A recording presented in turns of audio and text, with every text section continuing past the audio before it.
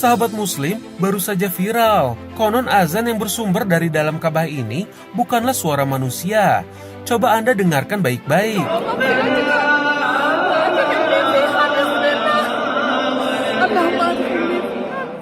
Masya Allah, betapa indah dan merdunya suara azan tersebut. Padahal ketika dicek oleh petugas penjaga Ka'bah, di dalam Ka'bah tidak ada orang sama sekali. Tak sedikit para netizen berkomentar, apakah suara Bilal mirip seperti itu? Bahkan ada yang berkomentar bahwa itu adalah suara malaikat. Sahabat Muslim, pasti Anda bertanya-tanya, mengapa di Tanah Suci sering terjadi hal-hal di luar nalar, baik dialami orang yang berhaji maupun yang sedang berumroh. Untuk lebih jelasnya, kita akan membahasnya di segmen yang pertama. Lalu di tema yang kedua, kita akan membahas makhluk yang tinggal di bumi sebelum Nabi Adam, serta kisah dari Sumia, yakni jin yang Allah ciptakan pertama kali. Bisa dibilang, Sumia ialah Nabi Adamnya dari bangsa jin. Simak kisah lengkapnya di tema yang kedua. Dan di tema yang terakhir, kita akan membahas bagian tubuh manusia yang menjadi tempat favorit bagi bangsa jin. Simak selengkapnya di Jendela Islam hari ini.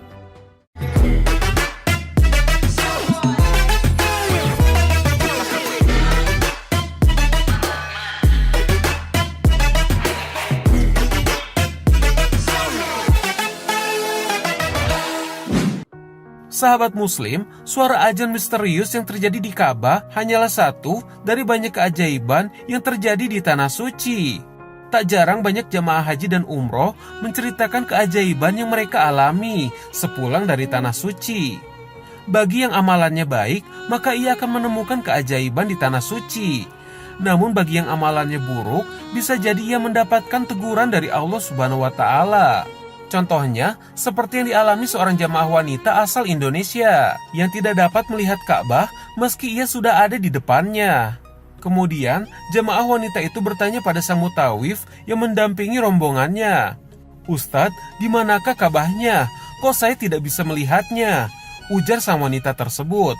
Padahal sang mutawif telah meyakinkannya berkali-kali bahwa Ka'bah itu berada di depannya persis. Namun tetap saja wanita itu tidak dapat melihat Ka'bah. Entah apa dosa yang diperbuatnya, sampai Allah tak mengizinkannya melihat Ka'bah.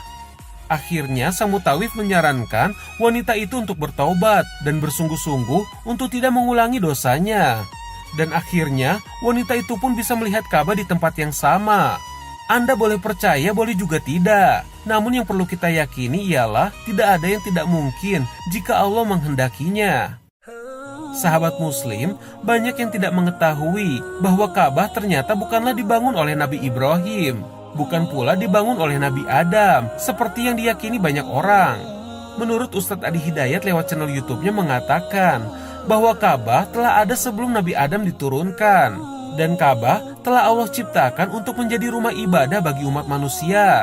Hal ini dicantumkan jelas pada surat Ali Imran ayat 96 dan 97. Jadi wajarlah jika sering terjadi keajaiban di sekitar Ka'bah, karena memang Allah lah yang menciptakan Ka'bah langsung untuk menjadi tempat ibadah para manusia. Bismillahirrahmanirrahim. Alhamdulillah wassalatu wassalamu ala rasulillah.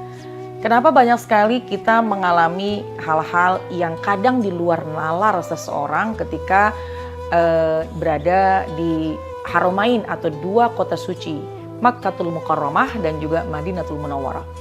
Nah, ini dua kota suci ini jelas ya, dari namanya saja kita sudah memahami Makkatul Mukarramah, Makkah al-Mukarramah, kota Mekah yang dimuliakan oleh Allah, dan Madinatul Munawwarah, kota Madinah yang bercahaya. Subhanallah. Dua kota ini adalah kota yang sangat istimewa. Dua tempat ini tempat yang sangat istimewa. Dan di antara keistimewaannya juga pernah diriwayatkan bahwasannya Dajjal tidak bisa memasuki dua kota suci ini kelak nanti. Kenapa? Karena di gerbang dua kota ini ada malaikat-malaikat yang menghalangi Dajjal masuk. Subhanallah.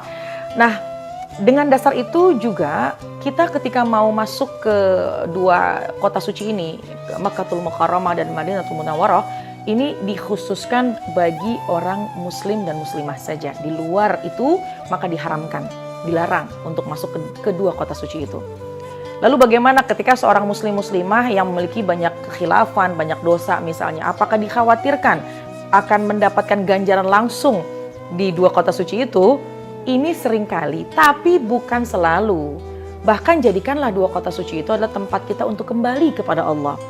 Di mana dua kota suci itu adalah Mekah dan Madinah, adalah tempat yang harus kita jaga kesuciannya.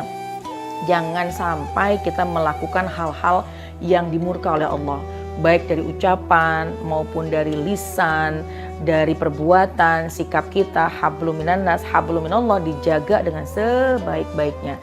Karena dua kota ini adalah sangat dimuliakan oleh Allah Subhanahu wa taala. Dan ketika ada sesuatu yang terjadi di luar nalar kita, semua adalah kehendak dari Allah Subhanahu wa taala. Tapi yakinlah, seseorang ketika datang ke dua tanah suci ini ikhlas lillahi ta'ala, maka Allah itu melihat hati kita. Allah melihat bagaimana kesungguh-sungguhan hati kita ingin menghapus semua dosa-dosa kita.